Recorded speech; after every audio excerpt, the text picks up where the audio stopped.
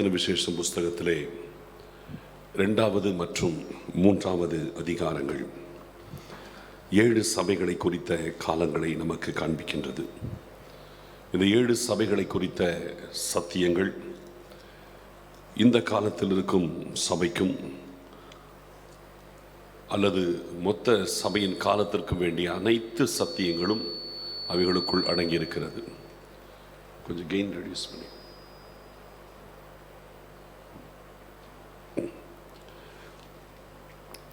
அப்படி பார்க்கும் பொழுது இந்த 7 சபைகளை குறித்த காலங்கள் என்பது நம்முடைய வாழ்க்கையிலே சபையானது பக்தி விருத்தி அடையும்படியாக ஆண்டவர் சபைக்கு கொடுக்கிற செய்திகள் இருக்கிறது. சபையானது பக்தி விருத்தி அடைந்து தேவ சாயலை தரித்து கொண்டு பரலோகத்திற்குள் பிரவேசிக்க வேண்டும். இதுதான் ஆண்டவருடைய நோக்கம். சபையை குறித்து தேவ திட்டமே ரட்சிக்கப்பட்டவர்களை கர்த்தர் சபையிலே சேர்க்கிறார். அந்த சபையிலே சேர்க்கப்பட்ட தேவ பிள்ளைகள் கடைசி வரைக்கும் தங்கள் ரட்சிப்பிலே நிலைத்திருந்து பரலோகத்திற்கு வந்து சேர வேண்டும். அதுவே ஆண்டவருடைய மிகப்பெரிய எதிர்பார்ப்பு. அதற்காகவே ஆண்டவர் சபையை கர்த்தர் போஷித்து வழி நடத்துகின்றார். தமது வார்த்தைகளை கொண்டு கர்த்தர் போஷிக்கிறார். கர்த்தர் சபையிலே காணப்படுகிற குறைவுகளை சுட்டி காட்டுகின்றார். கர்த்தர் சபைக்கு ஆலோசனைகளை கொடுக்கின்றார். அவருடைய வீழ்ச்சியிலிருந்து மறுபடியும் எழுந்து வருவதற்கான வழிகளை சொல்லிக் கொடுக்கின்றார். அப்படி எழுந்து வராமல் போனால் அவர்களுக்கு வரக்கூடிய ஆபத்துக்களை குறித்து எச்சரிக்கின்றார். அப்படி அவர்கள் பாவத்தை அல்லது குறைவுகளை சரி செய்யும் பொழுது அவர்களுக்கு கர்த்தர் கொடுக்கும் ஆசீர்வாதங்களையும் குறித்தும் ஆண்டவர் சபைக்கு தெரியப்படுத்துகின்றார். இந்த வரிசையிலே ஒவ்வொரு சபைக்கும் கர்த்தர் அப்படி போதித்து வருகிற சூழ்நிலையில் நாம் தியத்ரா சபை குறித்து நாம் பார்த்து கொண்டிருக்கிறோம். நேற்றைய தினம் வரையிலும் இந்த தியத்ரா சபையில் காணப்பட்ட நல்ல விஷயங்களை கர்த்தர் எப்படி பாராட்டினார் என்பதை நாம் பார்த்தோம். இன்றைக்கு அந்த சபையில் காணப்பட்ட குறைவுகள் அதையெல்லாத்தையும் கர்த்தர் எப்படி சரி செய்ய அதை சுட்டி காட்டுகிறார் என்பதை நம்ம கவனிக்க போகிறோம். தியத்ரா சபை குறித்து வெளிப்படுத்தின விசேஷம் 2வது அதிகாரம் 18வது வசனத்திலிருந்து ஆரம்பிக்கிறது. இன்றைக்கு நான் எப்பொழுதும் அதற்கான முக்கிய வசனங்களை நான் வாசித்து பின்பு நாம் ஆண்டவருடைய வார்த்தைகளை அதிலிருந்து நாம் நம்முடைய பக்தி விருத்திக்கு ஏதுவாக நாம் சிந்திக்க போகிறோம். தியத்ரா சபையின் தூதனுக்கு நீ எழுத வேண்டியது என்னவெனில், அக்னி ஜுவாலை போன்ற கண்களும் பிரகாசமான வெண்கலம் போன்ற பாதங்களும் உள்ள தேவகுமாரன் சொல்லுகிறதாவது, உன் கிரியைகளையும் உன் அன்பையும் உன் ஊழியத்தையும் உன் விசுவாசத்தையும் உன் பொறுமையையும் நீ முன்பு செய்த கிரியைகளிலும் பின்பு செய்த கிரியைகள் அதிகமாக இருக்கிறதையும் அறிந்திருக்கிறேன். இதுவரைக்கும் நம்ம நேற்று பார்த்துட்டோம். ஆண்டவர் அந்த சபையிலே காணப்பட்ட நல்ல விஷயங்களை கர்த்தர் பாராட்ட தவறவில்லை. நம்ம இடத்துல காணப்படுகிற நல்ல விஷயங்களை கர்த்தர் கண்டிப்பாக பாராட்டி நம்மை உற்சாகப்படுத்துவார். இது ஆண்டவருடைய ஒரு மிக முக்கியமான காரியம். அதே நேரத்தில் நம்முடைய குறைவுகளை அவர் சுட்டி காட்டவும் தவற மாட்டார். இப்போ அந்த சபை குறித்து இருக்கிற குறைவை, பல குறைவுகள் இருக்கிறது. அதில் மிக முக்கியமான ஒரு குறைவை இன்றைக்கு நம்ம பார்க்க போகிறோம். அதை பார்த்து நமக்குள் அந்த குறைவு வராதபடி நம்மை பாதுகாத்து கொள்ள போகிறோம். 20வது வசனம், ஆகிலும் உன் பேரில் எனக்கு குறை உண்டு. என்னவெனில், தன்னை தீர்க்கதரிசி என்று சொல்லுகிற யெசபேல் என்னும் ஸ்திரியானவள் என்னுடைய ஊழியக்காரர் வேசித்தனம் பண்ணவும் விக்கிரகங்களுக்கு படைத்தவைகளை புசிக்கவும் அவர்களுக்கு போதித்து அவர்களை வஞ்சிக்கும்படி நீ அவளுக்கு இடம் கொடுக்கிறாய் என்று சொல்லி பார்க்கிறோம். இந்த தியத்ரா சபை ஒரு தவறான ஒரு காரியத்திற்கு இடம் கொடுத்து அந்த சபையானது ஆண்டவருடைய வசனத்தை விட்டு வழிவிலகி போகிறதாக ஆண்டவர் சொல்லுகிறார்.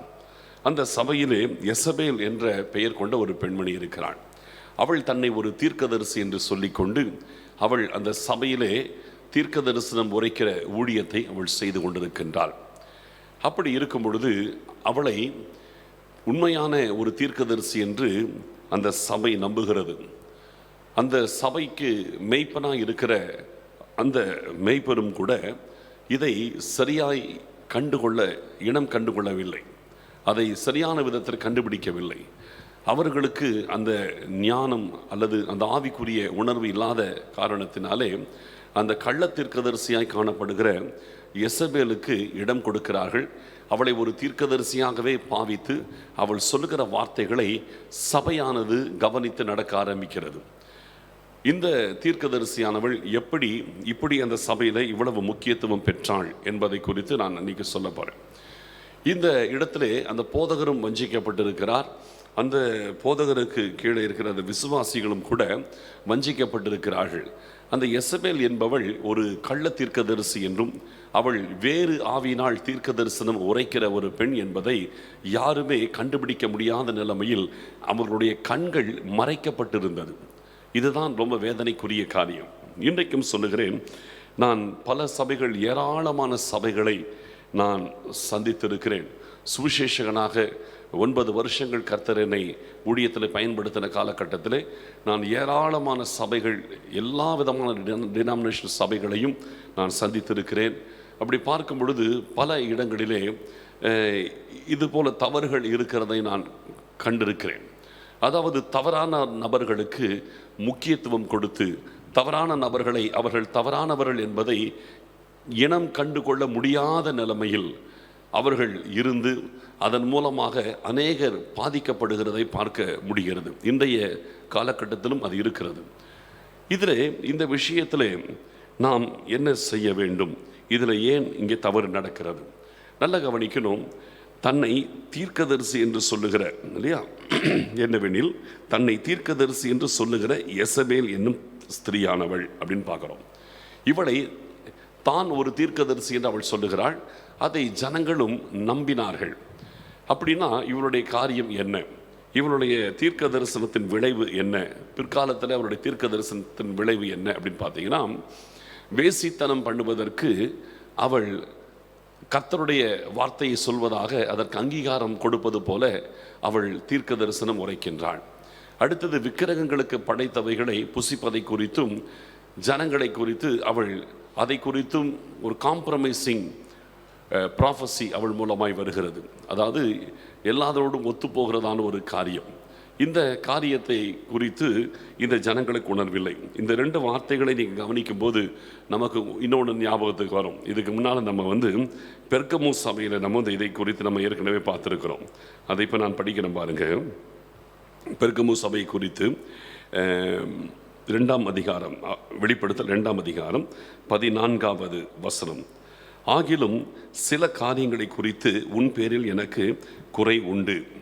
விக்கிரகங்களுக்கு படைத்தவைகளை புசிப்பதற்கும் வேசித்தனம் பண்ணுவதற்கும் ஏதுவான இடர்களை இஸ்ரவேல் புத்திரர் முன்பாக போடும்படி பாலாக் என்பவனுக்கு போதனை செய்த பீலையாமுடைய போதகத்தை கை கொள்ளுகிறவர்கள் உன்னிடத்தில் உண்டு அப்படிங்கிறார். இங்கே பார்த்தீங்கன்னா, இங்கே பெர்கமு சபையிலும் இதே விதமான ஒரு பிரச்சனை இருந்திருக்கிறது. விக்கிரகங்களுக்கு படைக்கப்பட்டதை புசிக்கிறதற்கும் வேசித்தனம் பண்ணுவதற்கும் பாலாக் என்பவனுக்கு போதனை செய்த பீலையாமின் உபதேசம் அப்படின்னு இருக்கு. ஆனால் அதுக்கும் விஷயம் ஒன்று தான், ஆனால் கொஞ்சம் பேட்டர்ன் வேறு. பெர்கமு சபையின் காரியத்தை விட இந்த தியத்ரா சபையில் நடந்த காரியம் ரொம்ப டேஞ்சரஸ். புரியுதுங்களா? விஷயம் ஒன்று தான், ஆனால் அதை விட இது ரொம்ப டேஞ்சரஸ். ஏன்னு கேட்டிங்கன்னா, பெர்கமு சபையிலும் இதே 2 விஷயங்கள் தான் அங்கே காணப்பட்டதாக சொல்லப்படுகிறது. இங்கே தியத்தரா சபையிலும் இதே காரியம்தான் காணப்பட்டதாக சொல்லப்படுகிறது. பெர்கமு சபையிலே இது நடந்ததை குறித்து நம்ம ஏற்கனவே தியானிச்சிருக்கிறோம். அதை குறித்து நாம் பார்க்கும் பொழுது இது எங்கிருந்து வந்தது அப்படின்னு சொல்லி பார்க்கும் பொழுது, இது ஏற்கனவே இஸ்ரவேல் ஜனங்கள் எகிப்திலிருந்து புறப்பட்டு வனாந்தரத்தின் வழியாக அவர்கள் கானானை நோக்கி வரும் பொழுது அவர்கள் மோவாப் தேசத்தை கடந்து வருகிறார்கள். அந்த மோவாப் தேசத்தை கடக்க தீர்மானிக்கிற அந்த நேரத்தில் நடந்த சம்பவத்தையும் இந்த பெர்கமு சபையில் நடந்த சம்பவத்தையும் ஆவியானவர் இணைத்து காட்டுகின்றார். அங்கே என்ன நடந்தது என்பதை நான் ஏற்கனவே பெர்கமு சபை குறித்து பார்க்கும் பொழுது நம்ம பார்த்துருக்கிறோம். ஆனால் உங்களுக்கு ஒரு ஷார்ட்டாக ஞாபகப்படுத்துகிறேன். அப்படி வரும்பொழுது அந்த இஸ்ரவேல் ஜனங்களை குறித்து அந்த மோவாபிய ராஜாவாக இருக்கிறதான பாலாக்குக்கு மிகவும் பயம் பிடித்து கொண்டது. இஸ்ரவேல் ஜனங்களை மேற்கொள்ள முடியாது என்பதிலே அவன் தெளிவாக இருக்கிறான். ஏன்னா இஸ்ரவேல் ஜனங்கள் எகிப்தை விட்டு புறப்படும் பொழுது எகிப்திலே கர்த்தர் செய்த பலத்த செய்கைகளை அவன் கேள்விப்பட்டிருக்கிறான். கர்த்தர் அவர்களுக்காக செங்கடலை பிளந்ததை அவன் அறிந்திருக்கிறான். கர்த்தர் அவர்களுக்காக யோர்தானை பிளந்ததை அறிந்திருக்கிறான். பலவிதமான அற்புதங்கள், அந்த 10 விதமான பயங்கர வாதைகள் நடந்தது எல்லாமே இவனுக்கு தெரியும். எல்லா விதமான அற்புதங்கள், அந்த எகிப்து தேசத்தில் கர்த்தர் செய்த பலத்த கிரியைகள் எல்லாமே அவனுக்கு தெரியும். பார்வோனையும் அவன் சேனைகளையும் கர்த்தர் சிவந்த சமுத்திரத்தில் அமிழ்த்தி போட்டது எல்லாமே இந்த பாலாக் என்கிற ராஜாவுக்கு தெரியும். ஆகையினாலே அவர்களை மேற்கொள்வது சாத்தியமில்லை என்பதை புரிந்து கொண்டு தந்திரமாய் ஒரு யோசனை செய்கிறான். அதுதான் பிலேயாம் என்கிற ஒரு தீர்க்கதரிசியை அவன் நாடுகிறான். அந்த காலகட்டத்திலே பிலேயாம் என்கிற ஒரு நல்ல தீர்க்கதரிசி இருந்திருக்கிறார். அவரை குறித்து நான் கடைசியில் நான் சொல்லும்போது சில வார்த்தைகள் நான் சுட்டி காட்டுறேன். இந்த பிலேயாம் என்கிறவன் ஒரு நல்ல தீர்க்கதரிசியாய் அறியப்பட்டவன். அவன் மூலமாக உண்மையிலேயே தேவனுடைய வார்த்தைகள் அதிகமாய் வெளிப்படுத்தப்பட்டிருக்கிறது.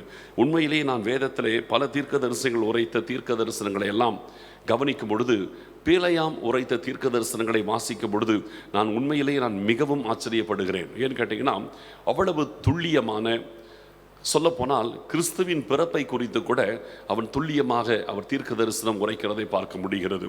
கர்த்தருடைய காரியங்கள், இஸ்ரவேல் ஜனங்களுடைய எதிர்காலம், இயேசு கிறிஸ்து அதில் பிறப்பது எல்லாத்தையும் சொல்றார். உண்மையிலே ஒரு சிறந்த ஒரு தேவ மனுஷனாக தீர்க்கதரிசியாகத்தான் இந்த தீர்க்கதரிசி பிலேயாம் இருந்திருக்கிறான். ஆனால் அவனுக்குள்ளே ஒரே ஒரு வீக்னஸ் என்னன்னு கேட்டிங்கன்னா, பண ஆசை அவனுக்கு ஒரு வீக்னஸாக இருந்தது. மற்றபடி அவன் கர்த்தருக்கு பயந்து நடந்த ஒரு நல்ல தீர்க்கதரிசி. அவனுக்குள்ள அந்த ஒரே ஒரு வீக்னஸ். இப்போ இந்த பண ஆசை என்கிற வீக்னஸை இந்த பாலாக் ராஜா பயன்படுத்தி அவனுக்கு நிறைய வெகுமதிகளை கொடுப்பதாக வாக்கு கொடுத்து அதன் மூலமாக இஸ்ரவேல் ஜனங்களை சபிக்க வரும்படி அழைக்கிறான். ஆனால் ஆரம்பத்தில் மறுக்கிறதான பிலேயாம் பின்பு அதிக வெகுமதி கிடைக்கிறது என்கிறதை அறியும் பொழுது அவன் மெதுவாக சம்மதிக்கிறான். சம்மதித்து ஆண்டவரிடத்திலே திரும்ப திரும்ப உத்தரவு கேட்க ஆண்டவரும் எரிச்சல் அடைந்து அவன் போகட்டும் என்று சொல்லி கர்த்தர் அனுப்பிவிடுகிறார். ஆனாலும் கூட கர்த்தர் வழியிலே அவருக்கு எச்சரிப்பு கொடுத்து அனுப்புகிறார். பின்பு ஆண்டவர் திட்டமாய் சொல்லுகிறார், நான் சொல்லுகிற வார்த்தைகளை தவிர நீ வேறு எதுவும் சொல்லக்கூடாது என்று கர்த்தர் எச்சரிப்பு கொடுத்தும் அனுப்புகிறார். அதன்படி வருகிற பிலேயாம் இஸ்ரவேல் ஜனங்களை சபிக்க முற்படும் பொழுது அவன் வாயிலே ஆண்டவர் தன்னுடைய வார்த்தைகளை போடுகிறார். எல்லாம் ஆசீர்வாதமான வார்த்தைகள். கடைசியிலே எதுவுமே அவனால் செய்ய முடியவில்லை. அவனுக்கு வெகுமதி வாங்குவதற்கு ஏதுவாக அவனால் இஸ்ரவேல் ஜனங்களை சபிக்க முடியல. கடைசியில் வேறு வழியெல்லாம் என்ன செய்கிறான், தந்திரமாய் ஒரு ஆலோசனையை அந்த பாலாக் ராஜாவுக்கு கொடுக்கிறான். என்ன, இஸ்ரவேல் ஜனங்களை என்னால் சபிக்க முடியல, ஆனால் எனக்கு வெகுமதி கிடைக்கணும்னா அவங்க சபிக்கப்படுகிறதுக்கு ஒரு வழியை தான் சொல்லி ஆகணுமே. அதனால சொல்கிறான், என்னால் சபிக்க முடியல, ஆண்டவர் என் வாயிலே ஆசீர்வாதமான வார்த்தைகளை போடுகிறார். ஒன்று நான் சொல்லுகிறபடி செய்யும்.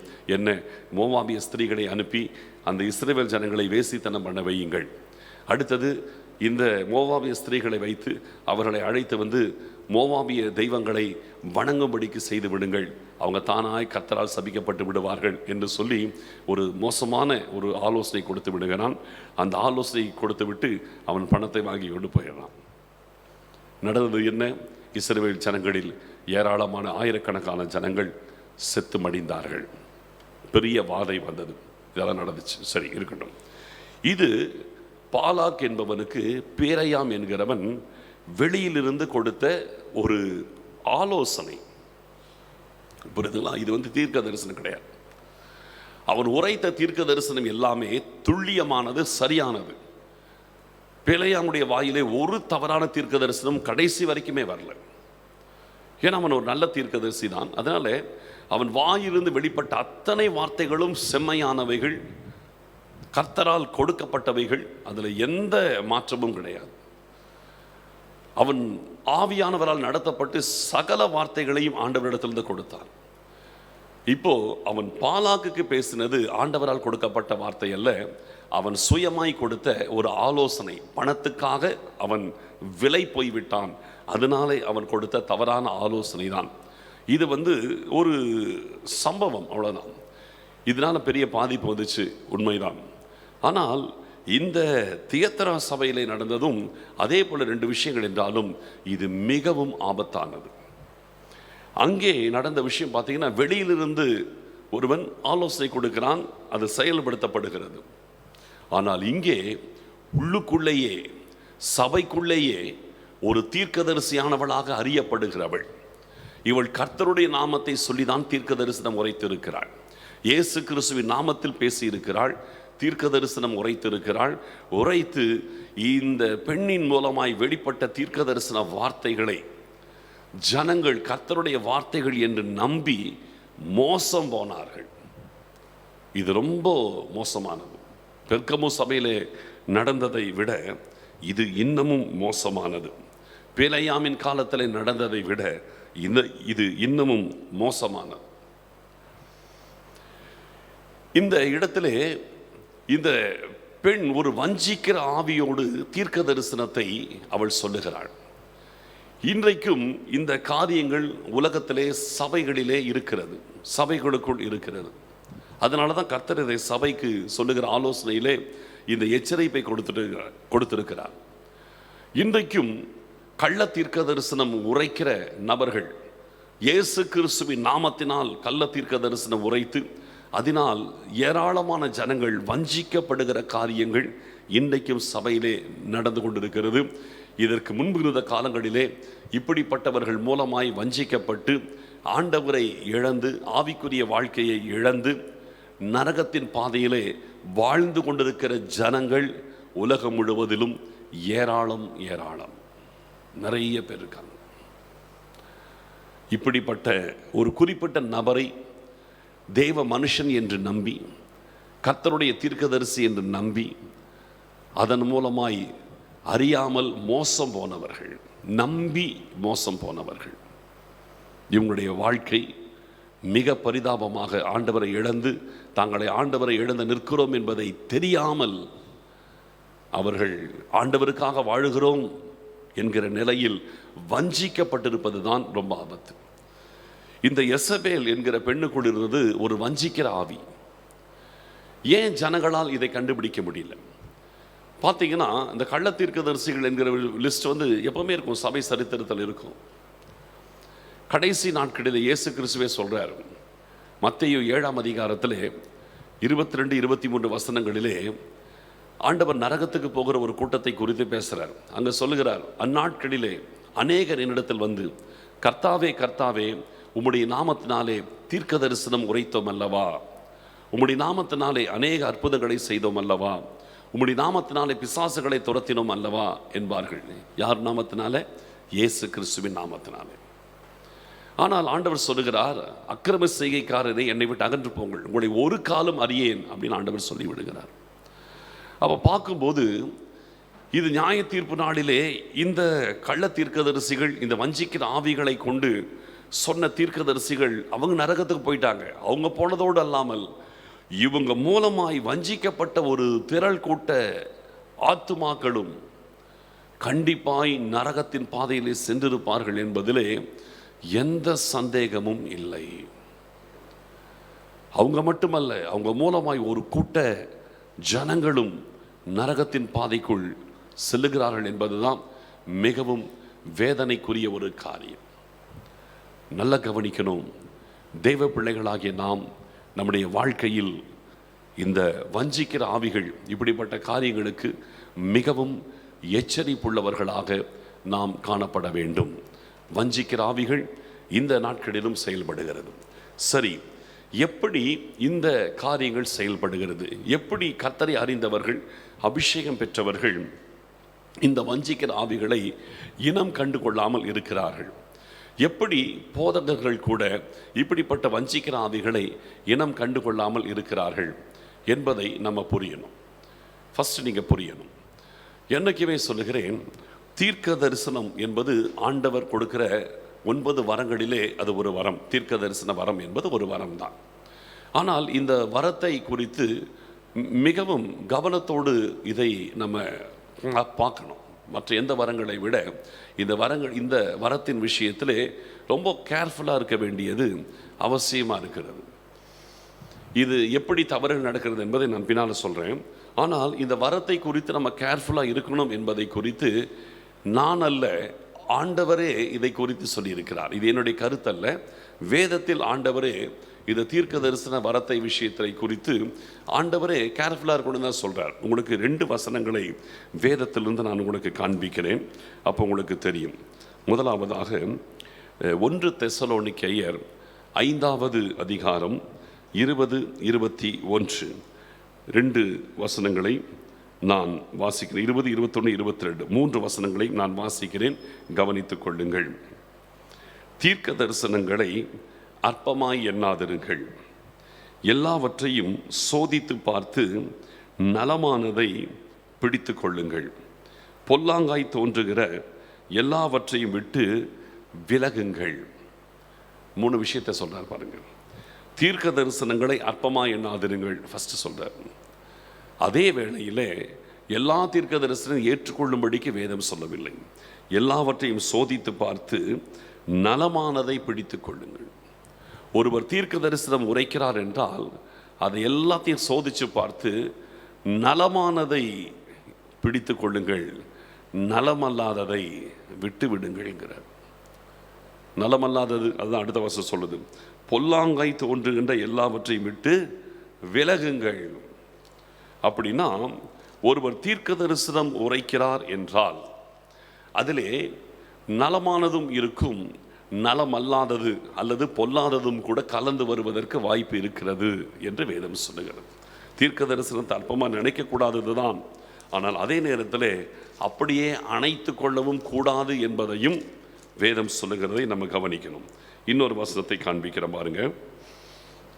1 கொரிந்தியர் 14வது அதிகாரம் 29வது வசனத்தை வாசிக்கிறேன். தீர்க்கதரிசிகள் 2 பேராவது 3 பேராவது பேசலாம், மற்றவர்கள் நிதானிக்க கடவர்கள். புரியுது பார்த்தீங்களா? தீர்க்கதரிசிகள் 2 பேராவது 3 பேராவது பேசலாம், மற்றவங்க என்ன செய்யணும்? நிதானிக்க கடவர்கள், ஜட்ஜ் பண்ணுங்கன்றார். அந்த தீர்க்க தரிசனம் ஆண்டவரோடு இசைந்திருக்கிறதா என்பதை நீங்க ஜட்ஜ் பண்ணுங்கன்றார். ஜட்ஜ் பண்ண சொல்றார். நம்ம ஆண்டவரை ஜட்ஜ் பண்ண முடியாது.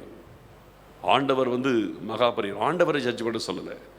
ஆனால் ஆண்டவரால் தெரிந்து கொள்ளப்பட்டவராக இருந்தாலும் ஒருவர் தீர்க்க தரிசனம் உரைக்கும் பொழுது அந்த தீர்க்க தரிசனத்தை நீங்கள் ஜட்ஜ் பண்ணி தான் ஏற்றுக்கொள்ளணுமே தவிர அப்படியே ஏற்றுக்கொள்ளக்கூடாது என்று வேதம் சொல்லுகிறது.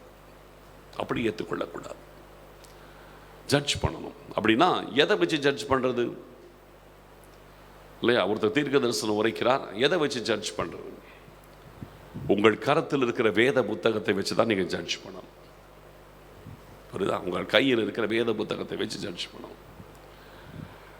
ஒருத்தர் தீர்க்க தரிசனம் உரைக்கிறார் இயேசுவின் நாமத்தில் என்று சொல்லி, நீங்கள் விக்கிரகங்களுக்கு படைத்தவைகளை புசிக்கலாம், கோயில்களிலே போய் நீங்கள் உட்கார்ந்து மற்ற மத நல்லிணக்கம் என்கிற பெயரிலே நீங்கள் எல்லா மதத்தினரும் ஒன்று சேர்ந்து அங்கே போய் அவர்கள் வழிபாடுகளில் கலந்து கொள்வதிலே தவறில்லை, இன்றைக்கு மத நல்லிணக்கம் மிகவும் அவசியம் அப்படின்னாருன்னா அங்கே தான் யோசிக்கணும். இன்றைக்கு பிரபலமான ஒரு வார்த்தை மத நல்லிணக்கம். எல்லா மதமும் ஒன்று சேர்ந்து நம்ம ஆராதிக்கணும், எல்லா மதமும் ஒன்று சேர்ந்து. எப்படி முடியும்? இந்த மத நல்லிணக்கம் என்கிறதே ஆண்டவருடைய வார்த்தைக்கு எதிரானது. நல்லா புரிஞ்சுக்கணும். ஆண்டவருடைய வார்த்தைக்கு எதிரானது, தேவனுடைய வசனத்திற்கு எதிரானது. இன்றைக்கு இந்த காரியம் இருக்குது. எல்லா மதமும் நான் ஒன்று சேர்ந்து இருக்கணும் கிடையாது. ஆண்டவர் அப்படி சொல்லவே இல்லை. எல்லா மதங்களும் ஒன்று என்று வேதம் எங்கே சொல்லியிருக்கிறது? புரிதலா? எங்கேயுமே ஆண்டவர் அப்படி சொல்லவே கிடையாது. எல்லா மதமும் ஒன்று என்று ஆண்டவர் எந்த இடத்திலேயும் அவர் சொல்லவில்லை.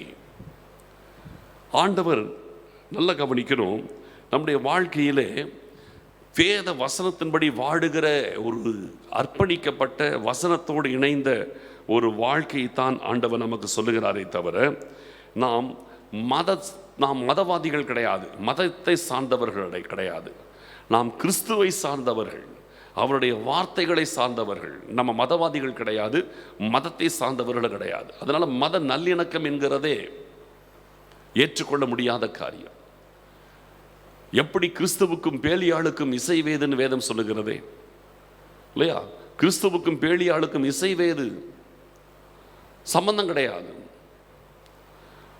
ஆண்டவருடைய காரியங்களையும் உலகத்தின் காரியங்களையும் இணைக்க முடியாது. கர்த்தருடைய பிள்ளைகளையும் உலகத்து மதத்தின் காரியங்களையும் இணைக்க முடியாது, ஒருபோதும் இணைக்க முடியாது. கிறிஸ்தவத்திற்குள்ளேயே இன்றைக்கு பல பிரிவுகள் இருக்கிறது. அதை பலர் குறைவாக சொல்லலாம், ஆனால் நான் குறைவாக சொல்ல மாட்டேன். அது குறைவாக நான் சொல்ல மாட்டேன். ஏன்னா வேதமே சொல்லுகிறது, உங்களில் உத்தமர்கள் இன்னார் என்று அறியும்படிக்கு உங்களுக்குள் மார்க்க வேதங்கள் உண்டாயிருக்க வேண்டியதே என்று பவுலே சொல்றார். அப்ப தவறான கிறிஸ்தவம் ஒரு இயக்கம், கிறிஸ்தவம் என்ற பெயரிலே ஒரு தவறான ஒரு போதனை உள்ள ஒரு சபை இருக்கிறதா? இருக்கும். அதனோடு நம்ம போய் இணைய முடியுமா? முடியாது. அவங்களும் இயேசுன்னு தானே சொல்றாங்க, இயேசுன்னு சொல்றாங்க. ஆனால் இயேசு கிறிஸ்துவுக்கு ஏற்ற வாழ்க்கை அவங்ககிட்ட இல்லையே, நான் எப்படி அவங்களோட நான் போய் சம்பந்தம் கலக்க முடியும்? அவங்களும் இயேசுன்னு தானே சொல்றாங்க, சொல்லுவாங்க. இயேசு என்ற பெயரை யார் வேணாலும் சொல்லலாம், பிசாசு கூட சொல்லணும். இணைந்து கொள்ள முடியுமா? முடியாது. அப்படி கிடையாது. வேத வசனத்தின் சத்தியத்தில் நம்ம நிற்கணுமே தவிர, இது போல இந்த மத நல்லிணக்கம் என்கிற பெயரிலோ வேறு எந்த விதத்திலேயோ எல்லாரோடும் இணைந்து ஒரே விதத்தில் நம்ம வாழ்வதற்கு வேதம் ஒருபோதும் அனுமதி கொடுக்கவில்லை. சரிங்களா? கிடையவே கிடையாது. யாராவது தீர்க்க தரிசனம் என்ற பெயரிலே எல்லாரும் நாம் ஒருமித்து இருக்க வேண்டும், இயேசுவின் நாமத்தில் நாம் எல்லாரும் ஒருங்கிணைத்து ஒருங்கிணைந்து நாம் செயல்படணும், போராடணும் அப்படின்னா அது எல்லாமே தப்பு. போராடுறதுக்கு கர்த்தர் நம்மளை அழைக்கவே இல்லை. எல்லா கிறிஸ்தவ சபைகளும் ஒருங்கிணைந்து நம்ம போராட வேண்டும், நம்முடைய உரிமை நிலைநாட்ட வேண்டும். நம்ம உரிமை நிலைநாட்டுறதுக்கு நமக்கு உரிமை கிடையாது, நமக்கு உரிமை பெற்றுக் கொடுக்கிறவர் கர்த்தர். நம்ம உரிமையை நம்ம நிலைநாட்ட முடியாது. அதுக்கு கர்த்தர் நம்மளை அழைக்கலை. போராடுறதுக்கு கர்த்தர் நம்மை அழைக்கலை. அரசாங்கத்திற்கு எதிராக போராடவோ அல்லது சட்டத்திற்கு எதிராக போராடவோ கர்த்தர் நம்மை அழைக்கலை. இப்படி எல்லாரும் இணைந்து நம்ம போராடுவோம், டோட்டலாக தப்பு. கர்த்தர் இப்படி சொல்லலை, ஒருபோதும் சொல்லலை. அப்போ இந்த மத நல்லிணக்கம் மற்ற இந்த காரியங்கள் இதெல்லாமே நான் இதை பேச வரல, பட் வேறு வழியில் சில விஷயங்கள் சொல்ல வேண்டி இருக்கிறது. வேத வசனத்திற்கு ஒத்து வராத காரியங்களை நாம் ஒருபோதும் நாம் ஏற்றுக்கொள்ள முடியாது. நேற்று தினத்தில் நான் தெளிவாக சொன்னேன், ரட்சிக்கப்பட்டவர்கள், மரித்த ஆத்மாவிலே ஜீவன் பெற்றவர்கள் கூடியிருக்கிற இடம் தான் சபை, மற்றது எதுவுமே சபை கிடையாதுன்னு சொன்னேன். ரட்சிப்பின் அனுபவம் உள்ளவர்கள் கூடி வருகிற இடத்துக்கு பேர் தான் சபை. அந்த கூட்டம்தான் சபையாக கர்த்தரால் பார்க்கப்படுகிறது. மற்றதை கர்த்தர் சபையாக பார்க்கல. நேற்று நான் தெளிவாக சொன்னேன். நல்லா கவனிக்கணும். முதல் சங்கீதமே நமக்கு பழைய ஏற்பாட்டிலே நீங்கள் பாருங்கள், புதிய ஏற்பாட்டுக்கு வேண்டாம், பழைய ஏற்பாட்டிலே போய் பாருங்கள். துன்மார்க்கருடைய ஆலோசனையில் நடவாமல்ங்கிறாரு, பாவிகளுடைய வழியில் நில்லாமல்ங்கிறாரு, பரியாசக்காரர் உட்காரும் இடத்தில் உட்காராமல்ங்கிறாரு. பழைய ஏற்பாட்டிலே இந்த உபதேசம் இருக்குது. துன்மார்க்கருடைய ஆலோசனை நடக்காத, பாவியினுடைய வழியில் நிற்காத, பரியாசக்காரர் உட்காரும் இடத்துல உட்காராத, அவிசுவாசியோடு விசுவாசிக்கு பங்கேது வேதம் சொல்லுகிறது. அப்பதான் நான் உங்கள் தேவனாயிருப்பேன், நீங்கள் என் ஜனமாயிருப்பீர்கள் கர்த்தர் சொல்றார். அப்ப இதெல்லாமே தவறு. தீர்க்கதரிசி என்ற ஒரு நபர் இயேசுவின் நாமத்தில் இப்படியெல்லாம் சொன்னால் வசனத்தோடு ஒத்து போகிறதான் பார்க்கணும். இந்த இடத்துல இந்த தியத்தர சபையில் அதான் பிரச்சனை ஆயிடுச்சு. எசபேல் என்ன செய்கிறாள்? வேசித்தனம் பண்ணுவதை கூட அங்கீகாரம் கொடுப்பதாக இயேசுவின் நாமத்தில் அவள் பேசுகிறாள். இன்றைக்கும் சொல்லுகிறேன், இதை நான் சில நாட்களுக்கு முன்பாக அடிப்படை சத்தியங்களை பேசுகிறேன். இன்றைக்கும் வேசித்தனம் பண்ணுவதை ஆமோதிக்கிற இயேசு கிறிஸ்துவின் நாமத்தில் பேசுகிற பிரசங்கியார்கள் உண்டு. தமிழ்நாட்டில் இருக்காங்க, தமிழ்நாட்டில் இருக்காங்க. நல்ல கவனிக்கணும். இன்றைக்கும் இந்த எசபேலின் ஆவி செயல்படுகிற காரியங்கள் தமிழகத்தில் இருக்கிறது, எல்லா இடத்துலையுமே இருக்கு.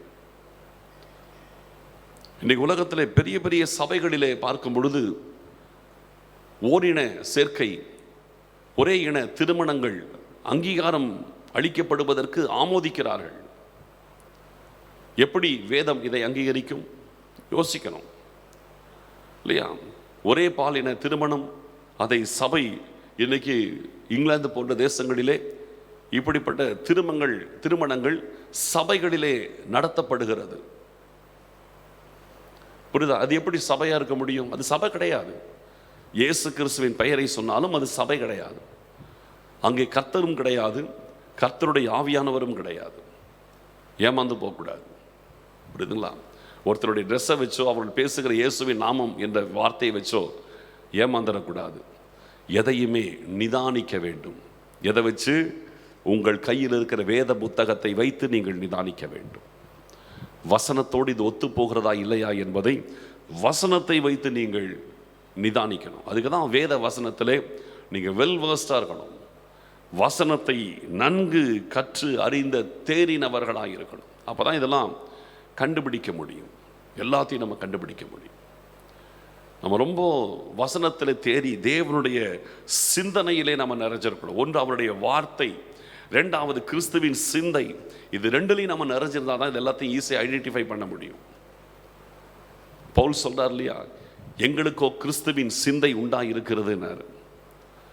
வேத வசனத்திலையும் நிறைஞ்சிருக்கணும், கிறிஸ்துவின் சிந்தனையிலையும் நிறைஞ்சிருக்கணும். இது ரெண்டுலையும் ஒருத்தர் நிறைஞ்சிருந்தா அவனை யாராலும் ஏமாற்ற முடியாது. ஒரு சின்ன தவறு வந்தாலும் பழிச்சு நம்ம ஐடென்டிஃபை பண்ணிடுவான்.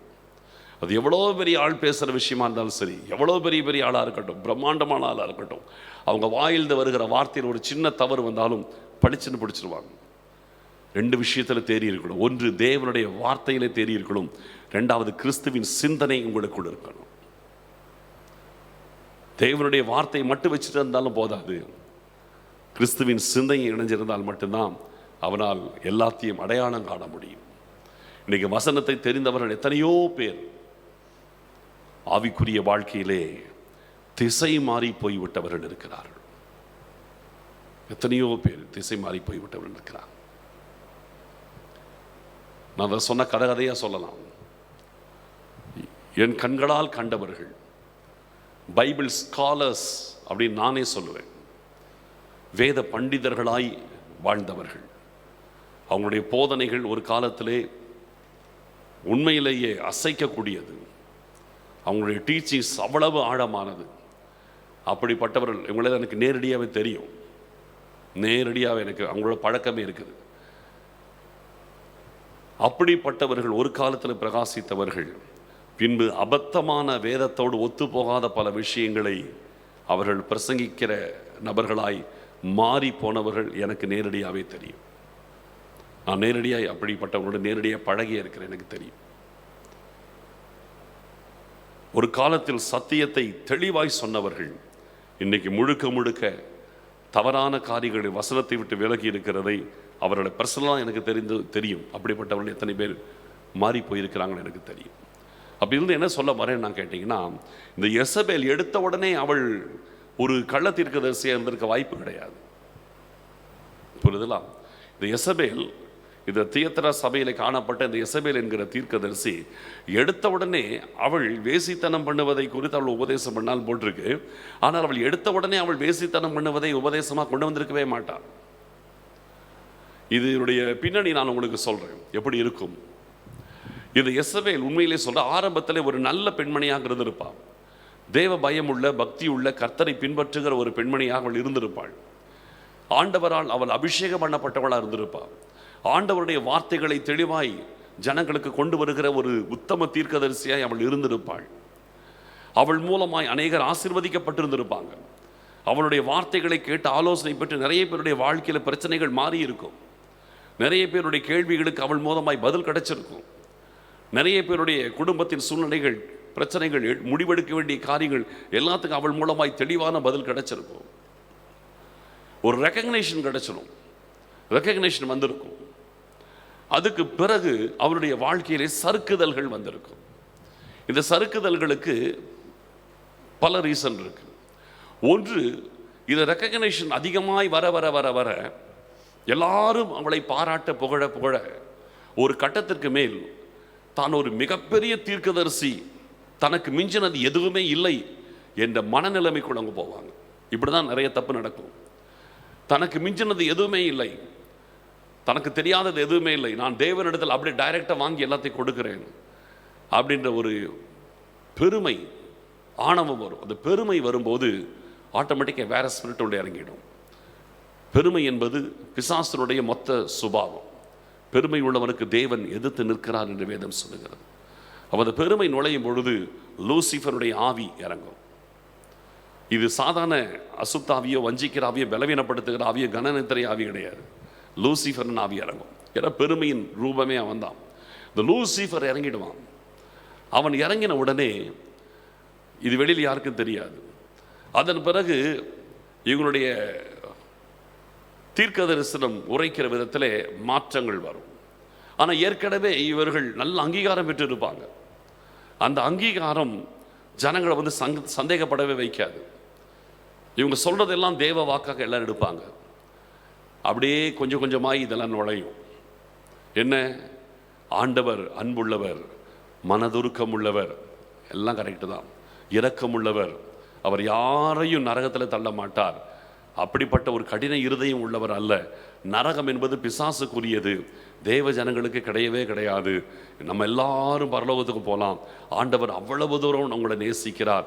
உங்களை நேசிக்கிற ஆண்டவர் உங்களை போய் நரகத்தில் தள்ளுவாரா? கிடையவே கிடையாது. இப்படி வர வர வர அந்த அன்பு, அந்த உபதேசம், அது ஜனங்களுக்கு வந்தெல்லாம் ஓ கரெக்டு தான் எடுத்தோணும். கடைசியில் நரகமே இல்லைன்ற ஒரு முடிவுக்கு வந்துடும்.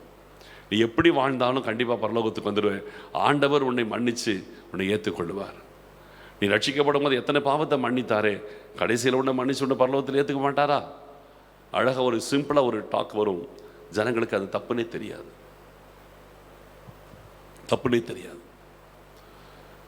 தேவ வார்த்தைகளை விட்டு மெதுவாக வழிவிலகி கொண்டு போகிற விஷயங்கள் ஜனங்களால் புரிந்து கொள்ள முடியாது. அந்த சபை போதகருக்கே கண்டுபிடிக்க முடியல, இடம் கொடுத்திருக்கிறாங்க. அப்ப இப்படிப்பட்ட காரியங்கள் இந்த நபர்கள் பெருமை அடைவதன் மூலமாக, இந்த லூசிஃபரின் ஆவி அவர்களுக்குள் இறங்குவதன் மூலமாக இவர்கள் இயேசுவின் நாமத்தை பயன்படுத்துவாங்க. ஏன்னா இது அப்படிப்பட்ட ஒரு காரியம். ஆவிகளில் வித்தியாசம் இருக்குது. புரிதல்? ஆவிகளை பல ரேஞ்ச் இருக்குது. நான் நிறைய காரியங்களை பார்த்துருக்கிறேன். ஆவிகளிலே பல ரேஞ்ச் இருக்குது. சில ஆவிகள் இயேசுனா தொப்புன்னு கீழே விழுகும்.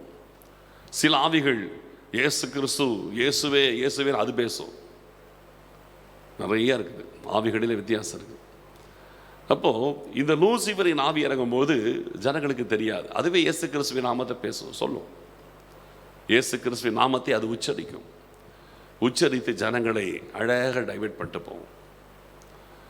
இப்படி வருவது ஒரு வாய்ப்பு இருக்கிறது. ரெண்டாவது, இந்த எசபேலுடைய காரியத்தை குறித்து என்னுடைய சந்தேகம், இதை நான் சொல்கிறது. ஒன்று, நான் இப்போ சொன்னது மெயின் அப்படி தான் வந்திருக்கும். ரெண்டாவது, இன்னொரு ரீசன் இருக்குன்னா, இந்த எசபேல் நல்ல ஒரு ஊழியக்காரியாய் ஊழியத்தை ஆரம்பித்து நல்ல போய் கொண்டிருந்தவள், ஆண்டவருடைய வார்த்தைகளை கரெக்டாக கொண்டு வந்து கொண்டிருந்தவள், கடைசியில் அவள் தன்னுடைய வாழ்க்கையில் அவள் தவறி போயிருப்பாள். தன்னுடைய வாழ்க்கையில் அவள் வேசித்தனத்திற்கு இடம் கொடுத்திருப்பாள். இடம் கொடுத்த உடனே அந்த ஆவி அவளை ஆட்கொண்டிருக்கும். அப்பொழுது அவளுக்குள் இருக்கிற ஆவி தன்னுடைய போதகத்தை இயேசுவின் நாமத்தில் கொண்டு வரும். இயேசு கிறிஸ்துவின் நாமத்தை சொல்லி அந்த பெண்ணுக்குள் இருக்கிற அந்த வேசித்தன ஆவி ஜனங்களை வேசித்தனம் பண்ணுவதற்கு தூண்டிவிடும். அந்த பெண்ணுக்குள் இருக்கிற ஆவி ஜனங்களை வசப்படுத்தும். இதெல்லாம் இருக்குது. நான் ஆவிக்குரிய உலகத்தில் பார்த்துருக்கிறேன். சிலருக்குள் சில விதமான ஆவிகள் இருக்கும். இந்த வேசித்தன ஆவி இருக்கும். அந்த நபர்களிடத்தில் யார் பேசினாலும் சொல்லுகிறேன், அவங்க கர்த்தருடைய வார்த்தையிலும் ஆவிக்குரிய காரியத்திலும் அவங்க பலவான்களாக இல்லாத பட்சத்தில், இப்படி நான் நிறைய பேரை ஃபேஸ் பண்ணியிருக்கேன், பார்த்துருக்கேன். வசனத்திலும் அபிஷேகத்திலும் தெளிவில்லாதவர்கள், அப்படிப்பட்ட நபரிடத்தில் யார் பேசினாலும் கண்டிப்பாக அவங்ககிட்ட விழுந்துருவாங்க. அந்த நபர்களுக்குள் இருக்கிற அந்த ஆவி சம்பந்தப்பட்டவங்களோட பேசும்போது அவங்க ஈஸியாக வீழ்த்திடும். இப்படிப்பட்ட நபர்களை நான் பார்த்துருக்கேன். சிலருக்குள்ள அந்த ஆவி இருக்கும். அந்த நபர்களோடு பேசுகிறவர்கள் அவங்கள விடுவாங்க, அவங்களோட பழகிறவங்க விடுவாங்க.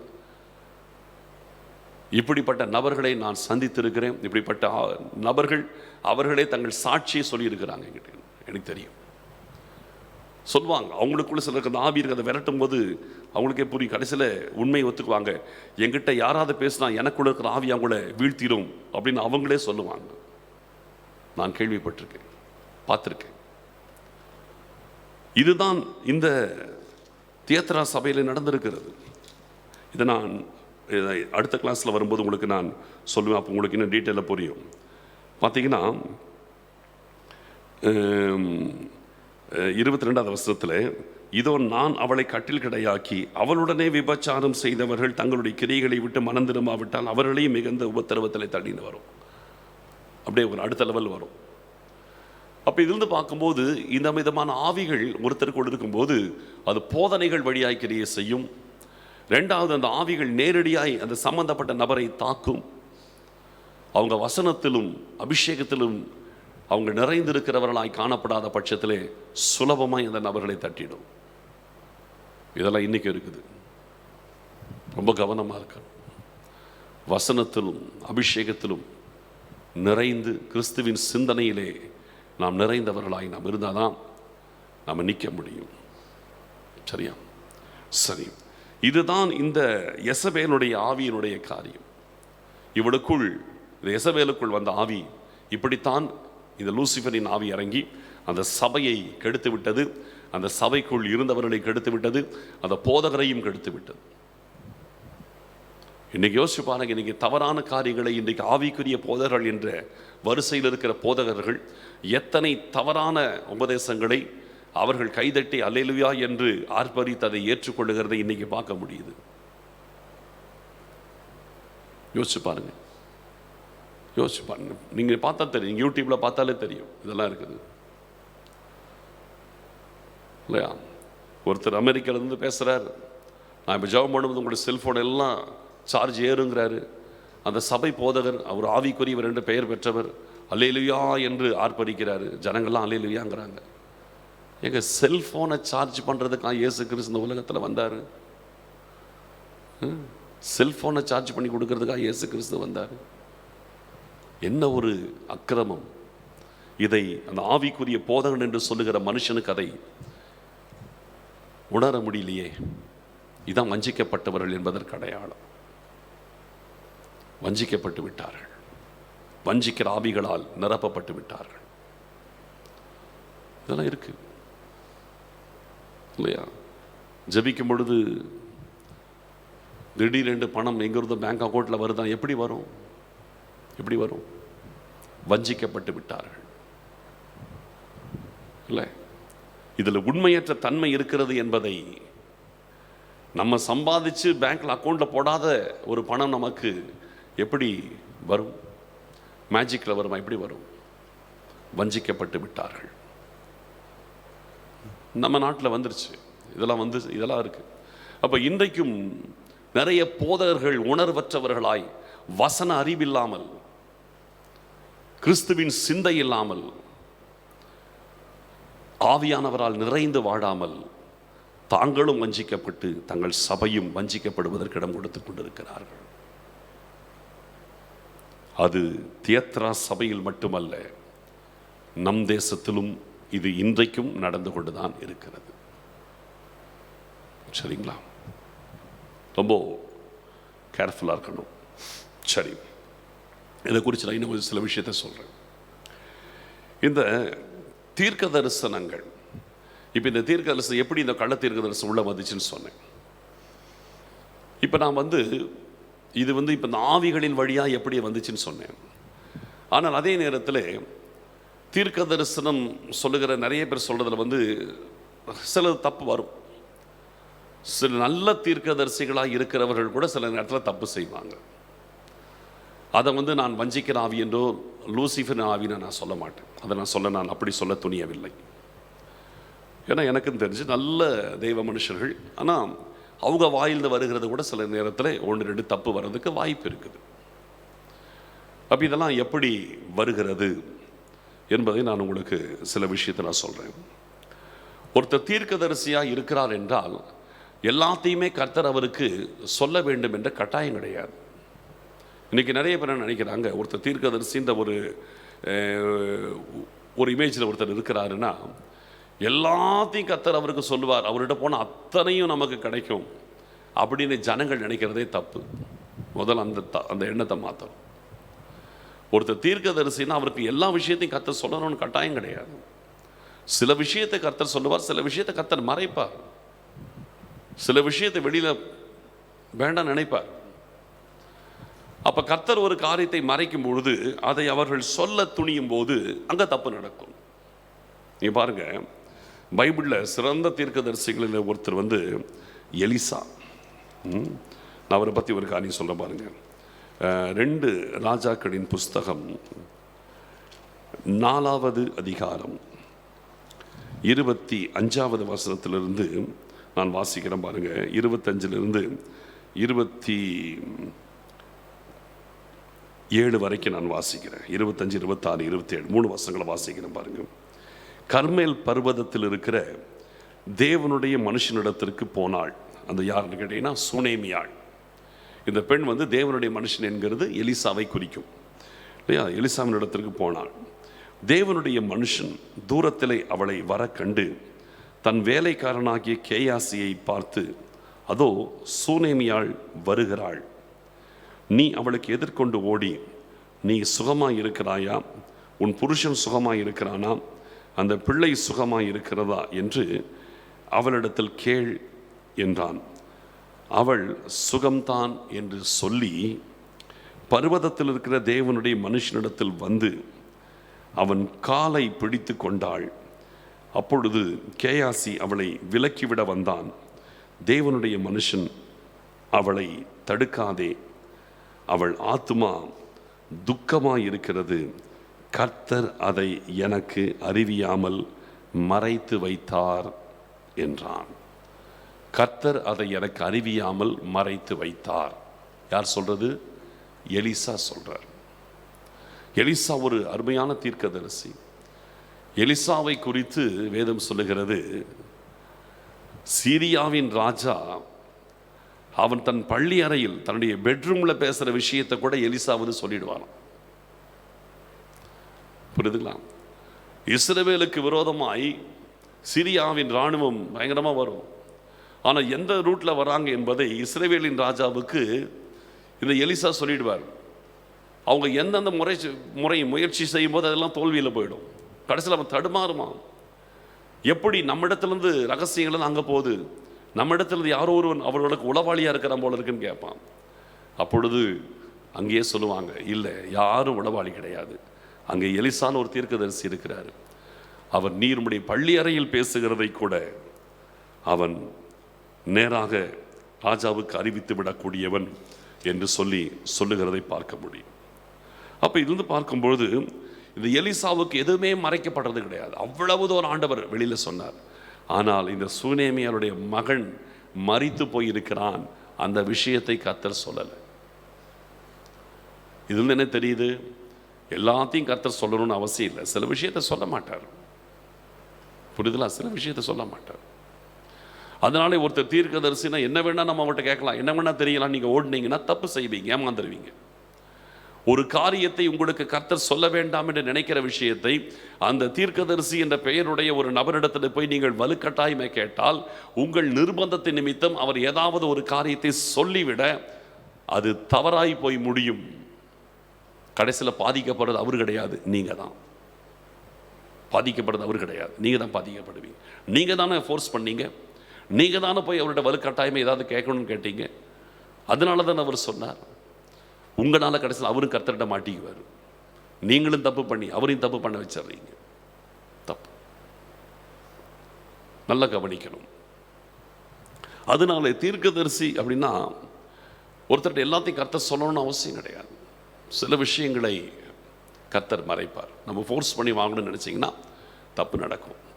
இது நல்ல தீர்க்கதரிசிகள் விஷயத்தில் இந்த மாதிரி நடக்கும். நான் இப்போ சொல்கிறது நல்ல நான் இயேசுவின் விஷயத்தை பேசலை.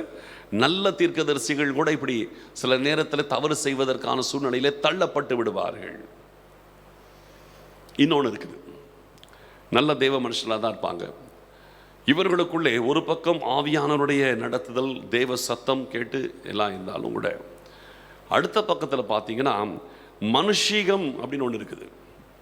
மனுஷீகம்னு ஒன்று இருக்குது. அந்த மனுஷீகமும் கலந்து அவர்கள் ஒன்றை உரைக்க நினைக்கும் போது அது தவறுதலாய் மாம்சீகத்திலே உரைக்கப்பட்டு அது தவறான தீர்க்க தரிசனமாய் இயேசு கிறிஸ்துவின் நாமத்திற்கு அவதூறு வரக்கூடிய விதத்தில் அது காரியமாய் மாறிவிடுகிறது. யூகம், இது இவங்களை நான் துணிகர பாவிகள் சொல்ல மாட்டேன். யூகத்தில் செஞ்சிருவாங்க. புரியுதுலா? யூகம் என் லைஃப்பில் நான் சந்திச்சிருக்கேன் இதெல்லாம்.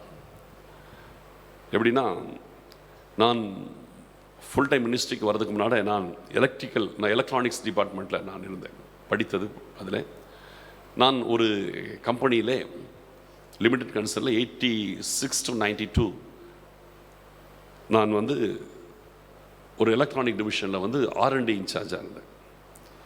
அப்படி இருக்கும்போது நான் என்னுடைய கம்பெனி விஷயமாக ஒரு முறை ஒரு குறிப்பிட்ட சென்னையில், இப்போ அவர் உலகத்தில் இல்லை, மிக பிரபலமான ஒரு குறிப்பிட்ட ஒரு ஊழியரை சந்திக்க வேண்டிய ஒரு சூழ்நிலை வந்துச்சு. அவர் ஸ்டேஜில் பெயரை சொல்லி கூப்பிடுவார். அவர் மூலமாக தீர்க்க தரிசனங்கள் நிறைய பேருக்கு வந்திருக்கிறது, சிலது நல்லதாக வந்திருக்கிறதுன்னு நான் கேள்விப்பட்டிருக்கிறேன்.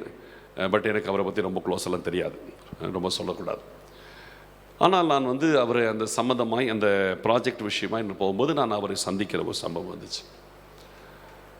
அதை முடிச்சுட்டு நான் அவரை சந்தித்த பிறகு அவர் அப்போ நான் ஒரு இளம் விசுவாசி, என்கிட்ட தம்பி நம்ம ஜெபிக்கலாம் என்று சொல்லி ஜெபிக்க ஆரம்பித்தார். சரி, நானும் சரி ஜெபம் பண்ணுங்க என்று நான் இருந்தேன்.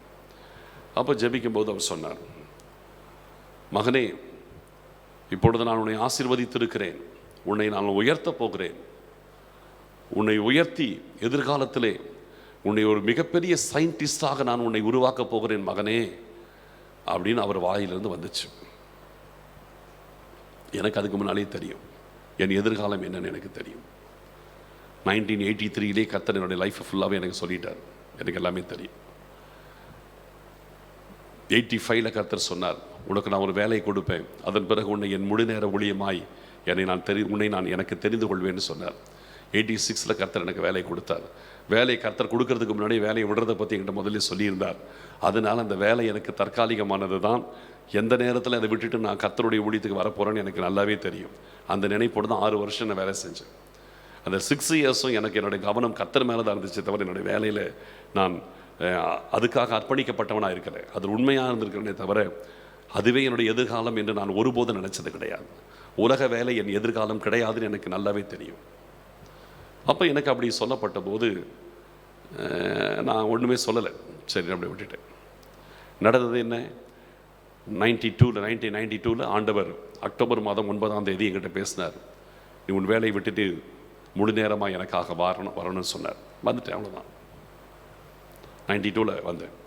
எதுக்கு சொல்கிறேன்னா, அப்போ அவர் சொன்னது எது, அவர் ஒரு மோசமானவர் அதனால் இதெல்லாம் ஆதாயம் பார்க்க நினச்சாரா, அப்படிலாம் கிடையாது. நான் அப்படிலாம் அவரை குறை சொல்ல மாட்டேன். யூகம், இவன் ஒரு விசுவாசியாக இருக்கிறான், கர்த்தரை தேடுகிறவனாக இருக்கிறான், இன்றைக்கி ஒரு கம்பெனியில் ரிசர்ச் டிபார்ட்மெண்ட்டில் இருக்கிறான், கர்த்தர் இவனை உயர்த்தி அடுத்த லெவலுக்கு தூக்கிட்டு போவார். இது ஒரு யூகம். இன்றைக்கி யூகத்தினால் வருகிற தீர்க்க தரிசனமாய் உரைக்கப்படுகிற அவைகள் இருக்கிறது, அது தப்பாக போகும். இப்படி சொல்லுவாங்க, இவர்கள் துணிகரக்காரர்கள்னு சொல்ல மாட்டேன், ஆனால் யூகித்து தவறு செய்து விடுகிறவர்கள். சரிங்களா, யூகித்து தவறு செய்து விடுகிறவர்கள். இப்போ பார்த்தீங்கன்னா, போன எலெக்ஷனில் இவர்கள் ஆட்சிக்கு வருவாங்க வரமாட்டாங்கன்னு எத்தனை தீர்க்க தரிசனங்கள் வெளிப்பட்டு அதெல்லாம் சிலதெல்லாம் மாறி போய் அதனாலே தூஷணமான காரியங்கள் நிறைய அடிபடுகிறது உங்களுக்கு தெரியும், கேள்விப்பட்டிருப்பீங்க. இதெல்லாம் பற்றி என்ன நினைக்கிறீங்க அப்படின்னா, நான் சொல்வேன், இதை துணிகரம் அப்படின்னு நான் யாரும் சொல்ல மாட்டேன். மூணாவது துணிகரம் அடுத்து அப்புறம் பேசுகிறேன். ரெண்டாவது இதில் என்ன சொல்கிறேன்னா, இவர்கள் யூகிக்கிறார்கள். யூகித்து அதன்படி சொல்லும்போது தப்பு நடக்குது. என்ன, இதுக்கு முன்னால் இருந்த அரசாங்கம் அது கிறிஸ்தவத்துக்கு விரோதமாக இருக்குது, அதனால் கர்த்தர் தூக்கி போட்டுருவார், தூக்கி போட்டுட்டு கிறிஸ்தவத்துக்கு ஆதரவாய் கர்த்தர் வைப்பார். இப்படி யூகம், அந்த யூகத்தில் அடிச்சு விடுறது தான் இதெல்லாம். எங்கேயாவது ஆண்டவர் இதற்கு எதிராக இருக்கிற சாம்ராஜ்யத்தை எடுத்துகிட்டு வேற சாம்ராஜ்யத்தை நான் வைப்பேன் பைபிள் எங்கேயாவது கர்த்தர் கொடுத்துருக்கிறாரு? எங்கேயாவது பைபிளில் கொடுத்துருக்காரா? யோசிச்சு பாருங்க. கிறிஸ்தவத்துக்கு விரோதமாக இருக்கிற சாம்ராஜ்யத்தை கவுத்து போட்டு சாதகமான சாம்ராஜ்யத்தை நான் ஏற்படுத்துவேன், பைபிள் எங்கேயாவது இருக்குதா பாருங்க? பைபிள் ஹோல் பைபிளை நீங்கள் பாருங்க, எங்கேயுமே கிடையாது. நீங்கள் பைபிளோட கனெக்ட் பண்ணி பார்த்தீங்கன்னா எல்லாம் தப்பாக போயிடும். இவங்க பைபிளோட கனெக்ட் பண்ணி பார்க்கறது கிடையாது, அடிச்சு விட்டுறது. அதான் தப்பு நடக்குது. என்ன, நான் சொல்கிறேன் உங்களுக்கு, சும்மா அப்படி மேலோட்டமாக சொல்கிறேன். எலியா எவ்வளவு பெரிய ஒரு தீர்க்கதரிசி. அவன் காலத்திலே ஆண்டு கொண்டது யாரு? சாதகமான ஆளா? கர்த்தருடைய தீர்க்கதரிசிகளை எல்லாம் வரிசையாய் கொலை செய்து கொண்டிருந்த ஆகாப், அவன் மனைவி எசபேல் மிகப்பெரிய கொலைகாரி. ஏன் எலியாவின் நாட்களில் கர்த்தர் ஆகாப்பையும் எசபேலையும் தூக்க மாட்டார். எலியாவின் நாட்களிலே ஆகாப் ஆண்டுட்டு தானே இருந்தாரு. மோசையின் நாட்களில் ஏன் கர்த்தர் எடுத்தோடனே பார்வனை தூக்கலை? 400 வருஷம் அடிமையாக தானே வச்சிருந்தாங்க, ஏன் தூக்கலை? பாருங்க, அப்படி கரெக்ட் பண்ணி பாருங்க. இயேசு கிறிஸ்துவின் காலத்தில் ரோம அரசாங்கம் கிறிஸ்தவத்துக்கு சாதகமானதா? இயேசு கிறிஸ்து தேவகுமாரன் உலகத்தில் நிற்கிறாரு, அரசாங்கம் அவருக்கு விரோதமாக இருந்துச்சு. இயேசு கிறிஸ்துவுக்காக கூட ரோம அரசாங்கம் தூக்கப்படலை. இயேசு கிறிஸ்து தேவகுமாரன் உலகத்தில் ஊழியம் பண்றாரு, அவருக்கு விரோதமாய் ஒரு ராஜ்யம் செயல்பட்டு இருக்குது, அரசாங்கம். அந்த ரோம சாம்ராஜ்யத்தை தூக்கலையே. அப்போஸ்தலர்கள் என்ன அருமையா ஊழியம் செஞ்சாங்க, அவர்கள் காலத்தில் இந்த ரோம அரசாங்கம் தூக்கப்படலையே. உலகம் முழுவதும் அவங்க சென்று ஊழியம் செஞ்ச இடத்துல எல்லாம் அடி உத பிரச்சனை போராட்டம், இரத்த சாட்சியாய் மறிக்கிறாங்க. அந்த அரசாங்கத்தெல்லாம் ஆண்டவர் தூக்கலையே. இத்தனை சாட்சி இப்படி இருக்கும்போது கிறிஸ்தவத்துக்கு விரோதமாய் சுவிசேஷம் சொல்றதுக்கு ஒரு பிரச்சனை பண்றதுனால இதுக்காக ஆட்சியை ஆண்டவர் தூக்கி போடுவாருன்னு நம்ம யூகித்து நம்ம சொல்ல போகிறதுனால தான் இந்த மாதிரி தவறான காரியங்கள் எல்லாம் வந்து தலைகுனிவை ஏற்படுத்துகிறது. புரியுது உங்களுக்கு? இதுதான் காரணம். யூகம், யூகிக்கிறது. ஆண்டவர் நமக்காக ராஜ்யத்தை தூக்கி போட மாட்டாரு, அந்த ராஜ்யத்துக்கு மேற்பட்ட விதத்திலே நம்மை பயன்படுத்துவார். அந்த ராஜ்யத்துக்கு சவாலாக நம்மை வைத்து பயன்படுத்துவார். அவங்களால நம்மளை ஒன்றும் பண்ண முடியாத லெவலுக்கு பயன்படுத்துவார், ராஜ்யத்தை தூக்க மாட்டார். ஏன்னா ஆண்டவர் ஒரே நேரத்தில் பல காரியங்கள் நடக்கணும். இவர்களை வச்சு இந்த காரியத்தை செய்யணும், அவங்கள வச்சு தான் செய்ய முடியும். நமக்கு பிடிச்ச ஆளை வச்சு ஆண்டவர் செய்ய முடியாது. புரியுதா? ஒரு காரியம் உலகத்தில் நடக்கணும்னா அதற்கேற்ற நபர்களை வச்சு தான் ஆண்டவர் செய்ய முடியுமே தவிர நமக்கு பிடிச்ச மாதிரி ஒரு நபரை வச்சு ஆண்டவர் செய்யணும்னு நினச்சிங்கன்னா அது நடக்காது. இப்படி தான் நிறைய தவறுகள் நடக்கிறது. இவங்களை நான் தவறானவர்களாக சொல்லலை, யூகித்து தவறு செய்து விட்டவர்கள். அதனால தான் இதெல்லாம் நடக்குது, புரிஞ்சுக்கணும். அதனால இவங்க எல்லாம் மட்டமான மோசமான தீர்க்கதரிசிகள் அப்படின்னு முத்திர குத்திட வேண்டாம். நல்லவங்க தான் இவங்கெல்லாம். ஆனால் யூகத்திலே போய் தவறு செய்து விடுகிறார்கள், அதனால நடக்குது. இன்னொன்று இருக்குது, அதான் துணிகரம்ன்றது. அதை வாசிக்கிற பாருங்க, பைபிளை காட்டுற பாருங்க. உபாகமம் 18வது அதிகாரம். உபாகமம் 18வது அதிகாரம் 18வது வசனத்திலிருந்து நான் வாசிக்கிறேன், கவனியுங்கள். 18லிருந்து 22 வரைக்கும் படிக்கிறேன் பாருங்க. உன்னை போல ஒரு தீர்க்கதரிசி நான் அவர்களுக்காக அவர்கள் சகோதரர்களிலிருந்து எழும்ப பண்ணி. இதுதான் இயேசு கிறிஸ்துவை பற்றி கர்த்தர் மோசேட்ட பேசுகிறார். உன்னை போல ஒரு தீர்க்கதரிசி நான் அவர்களுக்காக அவர்கள் சகோதரரிலிருந்து எழும்ப பண்ணி என் வார்த்தைகளை அவர் வாயில் அருளுவேன். அதான் இயேசு கிறிஸ்துவை சொல்கிறார். நான் அவருக்கு கற்பிப்பதை எல்லாம் அவர்களுக்கு சொல்லுவார். நான் சொல்கிறத மட்டும்தான் அவர் சொல்லுவார். யார்? இயேசு கிறிஸ்து. நான் சொல்லாததை சொல்ல மாட்டார். 100% பர்ஃபெக்ட் ப்ராஃபட் அப்படின்னா இயேசு கிறிஸ்து. நான் சொன்னதை மட்டும்தான் சொல்லுவார். என் நாமத்தினாலே அவர் சொல்லும் என் வார்த்தைகளுக்கு செவி கொடாதவன் எவனோ அவனை நான் விசாரிப்பேன். இயேசு கிறிஸ்து பேசின வார்த்தைகளுக்கு செவி கொடாமல் போகிறவனை நான் கண்டிப்பாக நியாயம் தீர்ப்பேங்கிறார் ஆண்டவர். மோசேட்டே சொல்லிட்டார். அடுத்து சொல்றார் பாருங்க, சொல்லும்படி நான் கட்டளையிடாத வார்த்தைகளை என் நாமத்தினாலே சொல்ல துணியும் தீர்க்கதரிசியும் வேறே தேவர்களின் நாமத்தினாலே பேசும் தீர்க்கதரிசியும் சாக கடவன். அதை சொல்லும் பொழுதே கள்ள தீர்க்கதரிசியை பற்றி பேசுகிறார். நான் சொல்லாத என் பெயரை யூஸ் பண்ணி இயேசுவின் நாமத்தில் என்று சொல்லி நான் சொல்லாத ஒன்றை சொல்லுகிறவனும் அல்லது வேறு தேவருடைய பெயரை கொண்டு சொல்லுகிறவனும் சாக கடவன். கர்த்தர் சொல்லாத வார்த்தைகள் இன்னதென்று நான் எப்படி அறிவேன் என்று நீ உன் இருதயத்தில் சொல்வாயாகில். இது கர்த்தர் சொல்லலை, இது கர்த்தர் சொன்னான்னு நீ ஜட்ஜ் பண்ணணும்னா எப்படி தெரியும்னா, ஒரு தீர்க்கதரிசி கர்த்தரின் நாமத்தினாலே சொல்லும் காரியம் நடவாமலும் நிறைவேறாமலும் போனால் அது கர்த்தர் சொல்லாத வார்த்தை. கர்த்தர் சொன்னால் 100% நடக்கும். கர்த்தர் சொல்லாததை இயேசுவின் நாமத்தில் சொல்லி அதனால தான் அது நடக்காமல் போகுது. கர்த்தர் சொல்லாதது இயேசுன்ற பெயரில் சொல்கிறதுனால தான் அது நடக்காமல் போகுது. இதுக்கும் கர்த்தருக்கும் சம்மந்தம் இல்லை. நடக்காமல் போனால் அது கர்த்தர் சொல்லாத வார்த்தை. அந்த தீர்க்கதரிசி அதை துணிகரத்தினால் சொன்னான், அவனுக்கு நீ பயப்பட வேண்டாம். புரியுதா? என்ன அழகா சொல்ற. அப்போ ஆண்டவருடைய பெயரை யூஸ் பண்ணி துணிகரத்தினால் கர்த்தர் சொல்லாதவைகளை சொல்லுகிற தீர்க்கதரிசி என்ற பெயரில் இருக்கிறவர்களும் இருப்பார்கள். யெசபேலும் வஞ்சிக்கப்பட்டு கடைசியிலே அந்த நிலைமைக்குள் வந்தவளாக இருக்க முடியும். அதனால தான் அன்றைக்கு முதல் இன்றைக்கு வரைக்கும் இப்படிப்பட்ட ஆவிகள் செயல்படுகிறது. துணிகரத்தினால் சிலர் செயல்படுகிறார்கள், ஆதாயத்திற்காக சிலர் செயல்படுகிறார்கள், பிழையாமை போல. இப்படி பல காரியங்கள் உண்டு. அதனால நான் உங்களுக்கு ஒன்றே ஒன்று சொல்கிறேன் ஃபைனலாக, வேத புத்தகத்தை மட்டுமே நம்புங்க, வேற எதையுமே நம்பாதீங்க.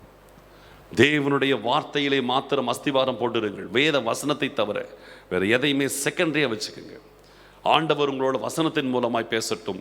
அதை கன்ஃபார்ம் பண்ணுறதுக்கு சம்மந்தம் இல்லாமல் யாராவது ஒருத்தர் மூலமாய் தீர்க்க தரிசனம் வருதா ஏற்றுக்கொள்ளுங்கள். நீங்களே தேடி போக வேண்டாம், உங்களை தேடி வரும். கர்த்தர் உங்களோட ஒரு காரியத்தை பேசணும்னு நினைச்சார்னா யாராவது ஒருத்தரை அனுப்பி உங்களோட கர்த்தர் பேசுவார். நீங்கள் தேடி போடணும் அவசியமே கிடையாது. கர்த்தர் அனுப்பி உங்களோடு பேசுவார். பேசணும்னு நினைச்சாலும் அவர் பேசிடுவார்.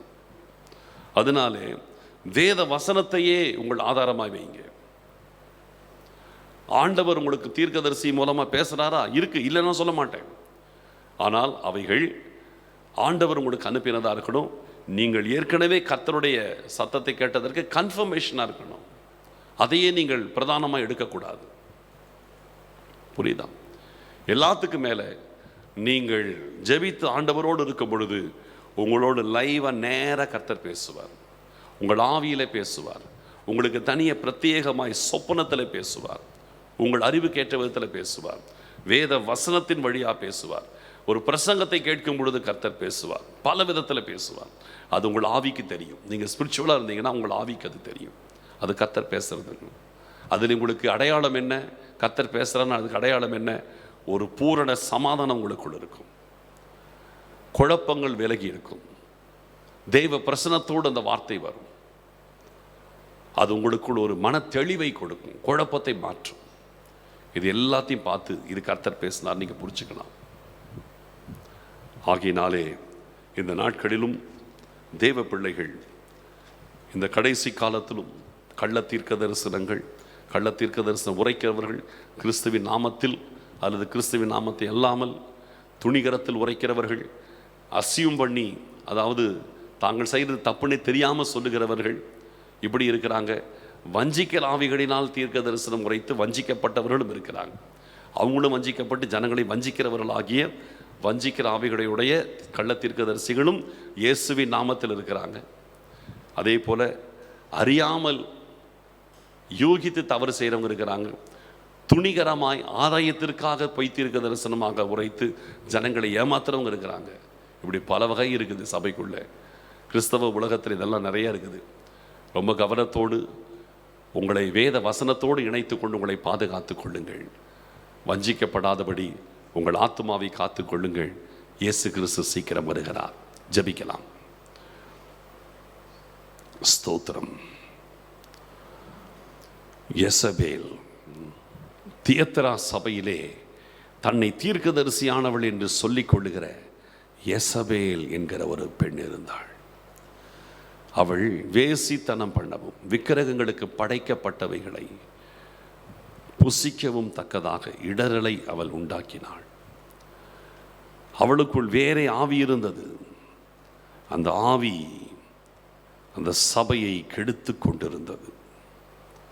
இன்றைக்கு தவறான ஆவிகளால் இன்றைக்கு தேவ ஜனங்களை கெடுக்கும்படி அசுத்தாவிகள் சிலரை கர்த்தருடைய தீர்க்கதரிசிகள் என்ற பெயரில் வஞ்சிக்கிற ஆவிகள் சிலரை பயன்படுத்துகிறது. கவனமாக இருக்கணும். இப்படிப்பட்ட வஞ்சக ஆவிகளிலே சில மனிதர்களை, அப்படிப்பட்ட மனிதர்களை பின்பற்றி சோரம் போனதான தேவ பிள்ளைகள் எத்தனையோ பேர் உண்டு. பின்வாங்கி போய்விட்டவர்கள் எத்தனையோ பேர் உண்டு. நம்முடைய தமிழகத்திலும் உண்டு, இந்தியாவிலும் உண்டு, உலகம் முழுவதிலும் உண்டு.